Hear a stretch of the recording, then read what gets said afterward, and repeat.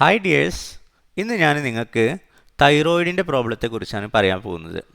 ഞാൻ 10 കാര്യങ്ങൾ പറയും. ആ ഓരോ 10 കാര്യങ്ങളും ഒരുമിച്ച് വരികയാണെങ്കിൽ നിങ്ങൾക്ക് തൈറോയിഡിൻ്റെ പ്രോബ്ലം ഉണ്ടെന്ന് നിങ്ങൾ സംശയിക്കേണ്ടിയിരിക്കുന്നു.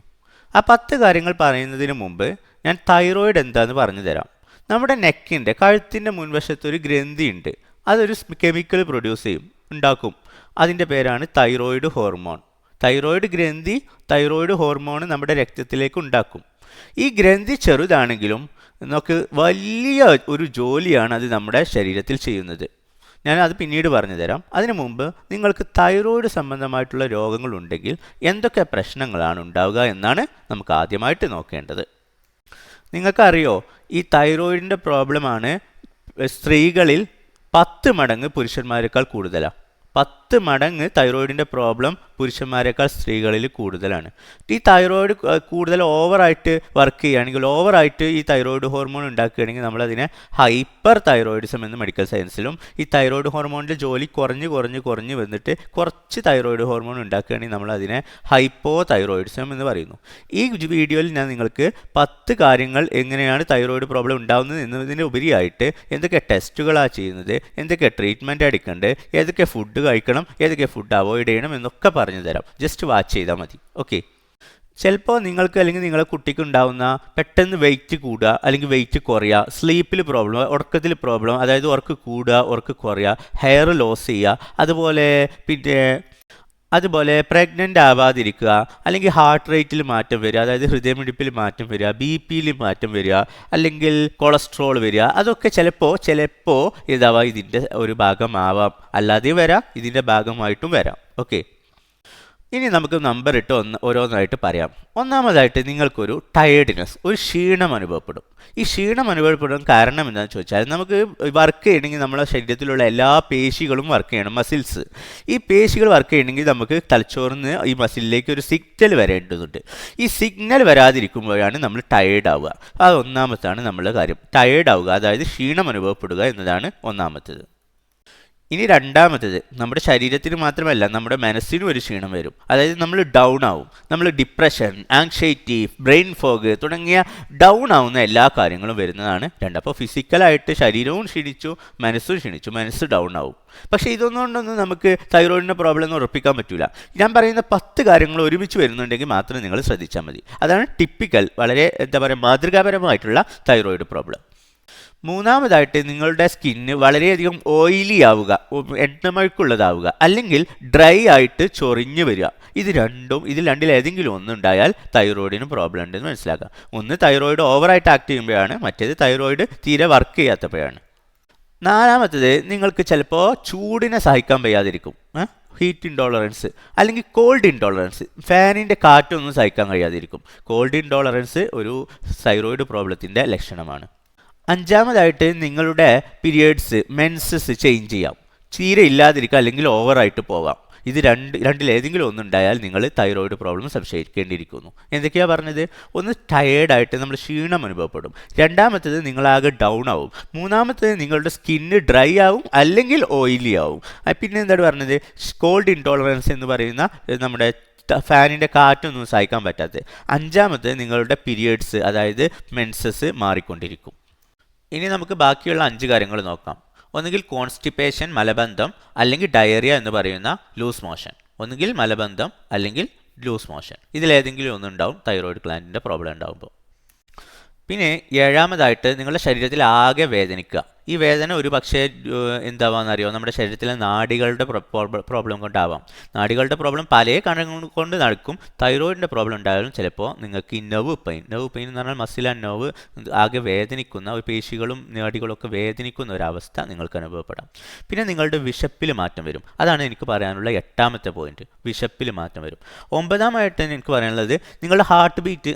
നിങ്ങൾക്കറിയാലോ, ഹാർട്ട് ബീറ്റ് പല കാരണങ്ങൾ കൊണ്ട് കൂടാ. അതിൽ ഒരു കാരണം, ഹാർട്ട് ബീറ്റ് ഇങ്ങനെ ബീറ്റ് ചെയ്തെന്ന പോലെ അവസ്ഥയുണ്ടെങ്കിൽ ഹാർട്ട് ഫ്ലട്ടർ എന്നൊക്കെയാണ് അതിനെ പറയാം, പാൽപിറ്റേഷൻ എന്നൊക്കെ പറയാം. പക്ഷേ ഇത് ഒരു പക്ഷേ എന്തിൻ്റെ കുഴപ്പം കൊണ്ടായി, ഒരു പക്ഷേ തൈറോയിഡിൻ്റെ കുഴപ്പങ്ങൾ കൊണ്ടായിരിക്കും. ഞാൻ ഇത്രയും പറഞ്ഞ കാര്യങ്ങൾ തൈറോയിഡിൽ വരുന്നുണ്ട് എന്നുള്ളൂ. ഇതിലൊന്ന് കണ്ടിട്ട് എനിക്ക് തൈറോയിഡിൻ്റെ പ്രോബ്ലം ആണെന്ന് ഒരിക്കലും ചിന്തിക്കരുത്. ഇതൊക്കെ തൈറോയിഡിൻ്റെ പ്രോബ്ലത്തിൽ വരാം, അത്രയേ ഉള്ളൂ.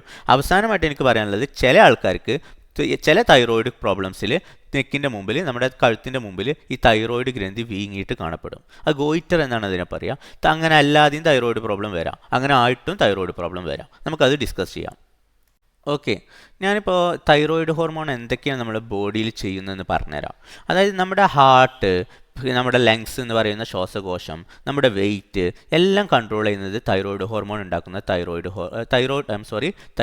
ഗ്ലാൻഡ് ഉണ്ടാക്കുന്ന തൈറോയിഡ് ഹോർമോണാണ്. സത്യം പറഞ്ഞാൽ ഇതിന് പുറമെയായിട്ട് നമ്മുടെ ശരീരത്തിലുള്ള കാർബോഹൈഡ്രേറ്റ്, മുമ്പൊരു വീഡിയോയിൽ ഞാൻ സൂചിപ്പിച്ചിരുന്നു. കാർബോഹൈഡ്രേറ്റ് എന്താണ്? അരി, പിന്നെ കപ്പ, അതുപോലെ ഉരുളക്കിഴങ്ങിലൊക്കെയുള്ള സാധനമാണ് കാർബോഹൈഡ്രേറ്റ്. പ്രോട്ടീനും ഫാറ്റ് എന്ന് പറഞ്ഞാൽ കൊഴുപ്പ്. ഈ സാധനങ്ങളൊക്കെ എങ്ങനെ നമ്മുടെ ശരീരത്തിൽ ഡിസ്ട്രിബ്യൂട്ട് ചെയ്യണമെന്നോ എങ്ങനെയൊക്കെ പ്രവർത്തിക്കണമെന്നൊക്കെ തീരുമാനിക്കുന്നത് ഈ തൈറോയിഡ് ഹോർമോണാണ്. വളരെയധികം കൂടുതൽ എഫക്റ്റ് ഉള്ളൊരു സാധനമാണ് ഇത് തൈറോയിഡ് ഹോർമോൺ. അതൊക്കെ പുറമെയായിട്ട് നമ്മുടെ ശരീരത്തിൻ്റെ താപനില, അതുപോലെ നമ്മുടെ മെൻസസ്, അതുപോലെ നമ്മുടെ സെക്സ് ഡ്രൈവ് എന്ന് പറയുമ്പോൾ ലൈംഗികപരമായിട്ടുള്ള കാര്യങ്ങൾ, അതുപോലെ ദഹനം, അതുപോലെ ഉറക്കം, ഇതൊക്കെ കൺട്രോൾ ചെയ്യുന്ന ആരാന്നറിയോ? ഈ തൈറോയിഡ് ഹോർമോണാണ്. അപ്പോൾ വരെ ബ്രോഡ് ഒരു റേഞ്ചാണ് ഈ തൈറോയിഡ് ഹോർമോണിലുള്ളത്. അപ്പോൾ ഈ തൈറോയിഡ് ഹോർമോണിൻ്റെ പേരെന്താ? T3 എന്നും T4 എന്നാണ് രണ്ട് ടൈപ്പ്, വളരെയധികം ക്ലോസ് ആയിട്ടുള്ള രണ്ട് type thyroid hormone, T3 and T4. അപ്പോൾ നിങ്ങൾക്ക് തൈറോയിഡിൻ്റെ പുറം ഇത്രയും ലക്ഷണങ്ങളൊക്കെ കാണുമ്പോൾ ഡോക്ടർ എഴുതുന്ന ടെസ്റ്റുകൾ എന്തായിരിക്കും?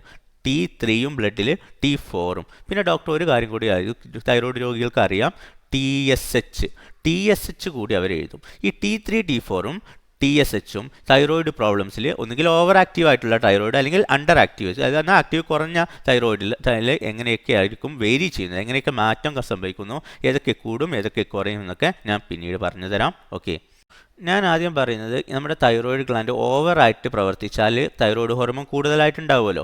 അപ്പോൾ എന്തൊക്കെ മാറ്റങ്ങളാണ് നമ്മുടെ ശരീരത്തിൽ ഉണ്ടാകുന്നതെന്നാണ്. നമ്മുടെ ശരീരത്തിൽ വിയർക്കും, അതിന് പുറമെ നമ്മുടെ ശരീരത്തിൽ ഉണ്ടാക്കുന്ന ചൂട് എന്ത് ചെയ്യും? കൂടും. അപ്പോൾ ഇവർക്ക് എന്ത് ചെയ്യുമെന്ന് വെച്ചാൽ കുളിര അനുഭവപ്പെടുന്നതുകൊണ്ട് തന്നെ ഫാനിൻ്റെ കാറ്റ് കേട്ടാൽ അവർക്ക് ഭയങ്കരമായിട്ടൊരു ഇൻടോളറൻസാണ്, അതായത് ഇഷ്ടപ്പെടാത്തൊരു കാര്യമാണ്. പിന്നെ ഇവർക്ക് ലൂസ് മോഷൻ ഉണ്ടാവാൻ ചാൻസ് ഉണ്ട്. പിന്നെ ഇവരങ്ങനെ ഒരു സ്ഥലത്ത് ഇരിക്കാതെ അങ്ങനെ അങ്ങോട്ടും ഇങ്ങോട്ടൊക്കെ നടന്നുകൊണ്ടിരിക്കും. ഇത് കൂടുമ്പോൾ കേട്ടോ ബോഡി വെയിറ്റ് കുറയും. തൈറോയിഡിൻ്റെ പ്രവർത്തനം കൂടിയാൽ ബോഡീൻ്റെ വെയിറ്റ് കുറയുക ചെയ്യുക. നല്ല ക്ഷീണം ഉണ്ടാവും, മസിലൊക്കെ ഭയങ്കര വീക്കായിരിക്കും. പിന്നെ ഇങ്ങനെ നോക്കിക്കഴിഞ്ഞാൽ വിരലിങ്ങനെ വിറക്കും, ട്രെമർ എന്നാണ് പറയുക, വിറവൊക്കെ ഉണ്ടാവും. പോരാത്തിന് ബ്ലീഡിങ് വളരെയധികം ബ്ലീഡിങ് ഇല്ലാതിരിക്കും, അല്ലെങ്കിൽ മാസമുറ ഇല്ലാതിരിക്കും, അല്ലെങ്കിൽ ഉണ്ടാവുകയാണെങ്കിൽ തന്നെ വളരെ കുറച്ചായിരിക്കും. ഇതൊക്കെ തൈറോയിഡ് ഹോർമോൺ കൂടിയാലുള്ള പ്രശ്നമാണ്. തൈറോയിഡ് ഗ്ലാൻഡ് ഓവറായിട്ട് T3യും T4ഉം ഉണ്ടാക്കിയാലുള്ള പ്രൊഡ്യൂസ് ചെയ്താലുള്ള പ്രോബ്ലമാണ് ഞാൻ പറഞ്ഞത്. ഓക്കെ, അപ്പോൾ ഇങ്ങനെയുള്ള ആൾക്ക് തൈറോയിഡ് ഹോർമോൺ കൂടുകയാണല്ലോ, ഈ പ്രവർത്തനങ്ങളൊക്കെ കൂടുകയാണല്ലോ, റെസ്റ്റ് ലെസ് ആയിരിക്കും ആൾ. അങ്ങനെ ആകുമ്പോൾ നമ്മുടെ സ്ലീപ്പ് എന്തായിരിക്കും? ഉറക്കം എങ്ങനെയായിരിക്കും? ഉറക്ക് കുറവായിരിക്കും. ഓക്കെ, ഇനി ഞാൻ ഇതിൻ്റെ ഓപ്പോസിറ്റ് പറഞ്ഞുതരാം. തൈറോയിഡ് ഗ്ലാൻഡിൻ്റെ പ്രവർത്തനം കുറയുക, ഹൈപ്പോ തൈറോയിഡിസം. അതിൻ്റെ ലക്ഷണങ്ങൾ ഇപ്പോൾ പറഞ്ഞതിൻ്റെ ജസ്റ്റ് ഓപ്പോസിറ്റാണ്. നേരത്തെ അവിടെ നമ്മൾ പറഞ്ഞു വിയർത്തു എന്ന് പറഞ്ഞു അല്ലേ? അപ്പോൾ ഇവിടെ എന്ത് പറയുകയാണെന്ന് അറിയോ? സ്കിന്നാകെ ഡ്രൈ ആയിട്ട് ചൊറിഞ്ഞ് ഇച്ചിങ് ഒക്കെ ഉണ്ടാവും. പോരാത്തതിന് നല്ല തടി ഉണ്ടാവും. തടി കൂടുന്നത് എപ്പോഴാണെന്ന് വെച്ചാൽ ഓവറായിട്ട് ഒരു അബ്നോർമൽ തടി ഉണ്ടെങ്കിൽ നിങ്ങൾക്ക് ഒരു പക്ഷേ തൈറോയിഡ് ഗ്ലാൻഡിൻ്റെ പ്രവർത്തനം കുറഞ്ഞതാവാം. കാരണം തൈറോയിഡിൻ്റെ പ്രോബ്ലം ആവാം, ഹൈപ്പോ തൈറോയിഡിസം ആവാം. അപ്പോൾ നിങ്ങൾ തൈറോയിഡ് ഒന്ന് ടെസ്റ്റ് ചെയ്ത് നോക്കണം. പോരാത്തിന് ആകെ നീരുണ്ടാവും. പിന്നെ അതിനൊക്കെ പുറമെ ആയിട്ട് നമ്മുടെ കുട്ടികൾക്കാണ് ഈ തൈറോയിഡിൻ്റെ പ്രോബ്ലം ഉണ്ടെങ്കിൽ എന്താ സംഭവിക്കുക എന്ന് വെച്ചാൽ ആ കുട്ടികളുടെ മെൻ്റലായിട്ടുള്ള വളർച്ചയും മാനസിക വളർച്ചയും പോരാത്തതിന് ഫിസിക്കലായിട്ടുള്ള, അതായത് ശാരീരികവും മാനസികപരമായിട്ടുള്ള വളർച്ചകളൊക്കെ കുറയും. പോരാത്തതിന് നല്ല തടി ഉണ്ടാവും. ഞാൻ നേരത്തെ പറഞ്ഞല്ലോ, നമ്മുടെ ഉറക്ക് കൂടും. നമ്മൾ തൈറോയിഡ് ഗ്ലാൻഡിൻ്റെ പ്രവർത്തനം കൂടിയാൽ ഉറക്ക് കുറയും, കുറഞ്ഞാൽ ഉറക്ക് കൂടും. ഓക്കെ, അപ്പോൾ ഉറക്കിലുള്ള മാറ്റം വളരെയധികം ശ്രദ്ധിക്കണം. എഗെയിൻ ഞാൻ പറയുന്നു എന്താണെന്ന് വെച്ചാൽ ഇതൊക്കെ ഒരുമിച്ച് വരുമ്പോഴാണ് നമുക്ക് തൈറോയിഡിൻ്റെ പ്രോബ്ലം ഉണ്ടെന്ന് മനസ്സിലാക്കാൻ പറ്റുള്ളൂ. അല്ലാതെ ഇതിൽ ഏതെങ്കിലും ഒരു പ്രോബ്ലം കണ്ടിട്ട് അത് തൈറോയിഡിൻ്റെ പ്രോബ്ലം എന്ന് എഴുതി ഇരിക്കരുത് ഒരിക്കലും. ഓക്കെ, പിന്നെ നല്ല മുടി കൊഴിയും. ഇപ്പോൾ തൈറോയിഡിൻ്റെ പ്രവർത്തനം കുറയുമ്പോഴാണ് പറയുന്നത് മുടി കൊഴിയും. പോരാത്തതിന് മെൻസസ് ഒക്കെ ഒന്നായിട്ട് കൂടും. നേരത്തെ ഞാൻ സൂചിപ്പിച്ച മെൻസസ് കുറയുന്നതാണ്, ഇവിടെ മെൻസസ് കൂടും, ബ്ലീഡിങ് ഒന്നായിട്ട് കൂടും, പോളിമെനോറേജിയ എന്നൊക്കെയാണ് അതിനെ പറയുക. ഞാൻ ഇപ്പോൾ പറഞ്ഞ കാര്യങ്ങളൊക്കെയാണ് തൈറോയിഡിൻ്റെ കുറഞ്ഞ പ്രോബ്ലം. അപ്പോൾ ഞാൻ തൈറോയിഡ് കൂടിയാലുള്ള പ്രോബ്ലം പറഞ്ഞു, കുറഞ്ഞാലുള്ള പ്രോബ്ലം പറഞ്ഞു. അതിന് മുമ്പ് സൂചിപ്പിച്ചത് 10 കാര്യങ്ങൾ, തൈറോയിഡിൻ്റെ പ്രോബ്ലത്തിൻ്റെ 10 ജനറൽ ഫീച്ചേഴ്സാണ് ഞാൻ ആദ്യം സൂചിപ്പിച്ചത്. ഓക്കെ, മൂന്നാമതൊരു കേസുള്ളത് ഗോയിറ്റർ എന്ന് പറയുന്നത് ചെറിയ ക്ലാസ്സിൽ തന്നെ നമ്മൾ പഠിച്ചു തുടങ്ങുന്ന തൈറോയിഡ് ഗ്രന്ഥി വീങ്ങുന്ന ഒരവസ്ഥ ഗോയിറ്റർ എന്നാണ് ഇതിൽ പറയുക. അത് സാധാരണയായിട്ട് കാണുക ഈ ബീച്ച് ഏരിയ അല്ലാത്ത ഏരിയയിലാണ്. അതായത് കടലില്ലാത്ത സംസ്ഥാനങ്ങളൊക്കെ ഉണ്ടല്ലോ ഇന്ത്യയിലുണ്ടല്ലോ. അപ്പോൾ അങ്ങനത്തെ സ്ഥലത്ത് കടൽ മത്സ്യമോ ഒന്നും കിട്ടില്ല. അതിൽ ഈ ഇങ്ങനത്തെ കടലിലെ സാധനങ്ങൾ തിന്നുമ്പോൾ നമുക്ക് അയോഡിൻ കിട്ടും. അയോഡിൻ നമ്മുടെ ബോഡി ഈ അയോഡിൻ കുറഞ്ഞാൽ എന്താ സംഭവിക്കുക എന്ന് വെച്ചാൽ ഇതിൻ്റെ തൈറോയിഡ് ഹോർമോൺ ശരിക്കും ഉണ്ടാക്കാൻ കഴിയാത്തതുകൊണ്ട് ഇത് വീർക്കും. അത് വീർക്കണ എന്താ വെച്ചാൽ തൈറോയിഡ് ഹോർമോൺ കൂടിയിട്ടല്ല, തൈറോയിഡ് ഹോർമോൺ കൂടിയിട്ടും വീർക്കാറുണ്ട്. പക്ഷേ ഇവിടെ എന്താ സംഭവിച്ചാൽ അയോഡിൻ കുറഞ്ഞാൽ ഈ തൈറോയിഡ് ഗ്ലാൻഡ് വീർക്കും, അങ്ങനെ ഗോയിറ്റർ അപ്പിയർ ചെയ്യും. അപ്പോൾ അതെന്താ സംഭവിക്കുന്നതെന്ന് വെച്ചാൽ അപ്പോൾ അയോഡിൻ കൊടുത്തിട്ട് അത് മാറ്റണം. അതുകൊണ്ടാണ് നമ്മുടെ ഉപ്പിലൊക്കെ എന്ത് ചെയ്യുന്നത് അയോഡൈസ്ഡ് സാൾട്ട് എന്ന് പറയുന്നത്. കാരണം ഈ അയോഡിൻ ഇല്ലെങ്കിൽ ഈ ഗോയിറ്റർ ഉണ്ടാവും, വളരെയധികം പ്രോബ്ലം ഉണ്ടാവും അപ്പോൾ ബോഡിയിൽ.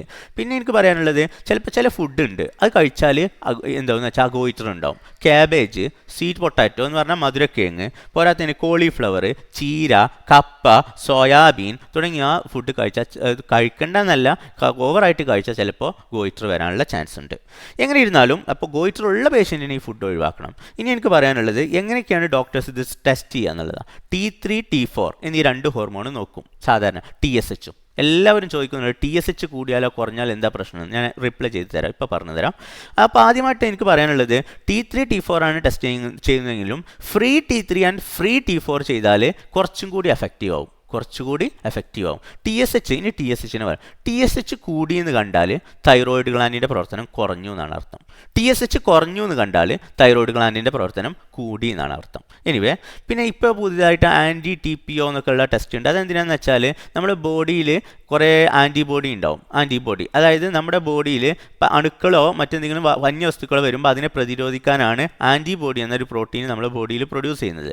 ഈ ആൻറ്റിബോഡി നമ്മുടെ തൈറോയിഡ് ഗ്ലാൻഡ് അന്യവസ്തുവായിട്ട് തെറ്റിദ്ധരിക്കുകയും അതിനെതിരെ പ്രവർത്തിക്കുകയും ചെയ്യുമ്പോഴാണ് എന്ത് സംഭവിക്കുന്നത്, ഈ TPO എന്ന ടെസ്റ്റ് ചെയ്യുന്നത്. ഓട്ടോ ഇമ്മ്യൂൺ തൈറോയിഡ് പ്രോബ്ലത്തിനാണ് നമ്മളിത് ചെയ്യുന്നത്. അത് അത്ര ഫേമസ് അല്ല.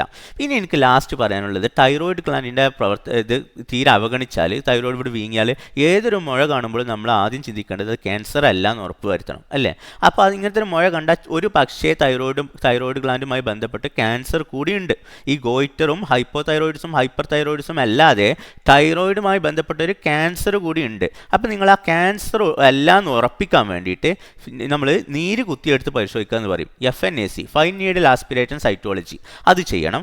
അതിനൊക്കെ പുറമേ ആയിട്ട് പിന്നെ നമ്മൾ ചെയ്യുന്ന ടെസ്റ്റ് USG, അതായത് തൈറോയിഡ് ഗ്ലാൻഡിൻ്റെ മുകളിൽ സ്കാനിങ് ചെയ്യാം. അങ്ങോട്ട് എന്തെങ്കിലും പ്രോബ്ലം ഉണ്ടോ എന്ന് മനസ്സിലാക്കുക. ഇതെല്ലാം നമ്മൾ ചെയ്യേണ്ടത്. പിന്നെ നമ്മൾ സാധാരണയായിട്ട് ചെയ്യുന്ന T3 T4 TSH എന്നുള്ള ടെസ്റ്റും ചെയ്യും. തൈറോയിഡ് ഫംഗ്ഷൻ ടെസ്റ്റ് എന്നാണ് അതിനെ ഒരുമിച്ച് പറയുന്നത്. Liver function test, kidney function test എന്നൊക്കെ ഞാൻ പിന്നീടുള്ള വീഡിയോയിൽ പറഞ്ഞു തരാം. അതുപോലെ തൈറോയിഡ് ഫംഗ്ഷൻ ടെസ്റ്റ് എന്ന ടെസ്റ്റും നമ്മൾ ചെയ്യണം. T3 T4 TSH ചെയ്യുന്നതിനാണ് തൈറോയിഡ് ഫംഗ്ഷൻ ടെസ്റ്റ് എന്ന് പറയുക. പിന്നെ നമ്മൾ സ്കാനിങ് എടുക്കും. അതിനൊക്കെ പുറമേട്ട് നമ്മുടെ ഈ മുഴയിൽ നിന്ന് നീര് കുത്തിയെടുത്തിട്ട് പരിശോധിക്കും. അത് ക്യാൻസർ അല്ല എന്ന് ഉറപ്പ് വരുത്താനാണ് ഈ പരിശോധന ചെയ്യുന്നത്. Okay, thank you for watching and I will come again if you subscribe me, like me and support me. Thank U.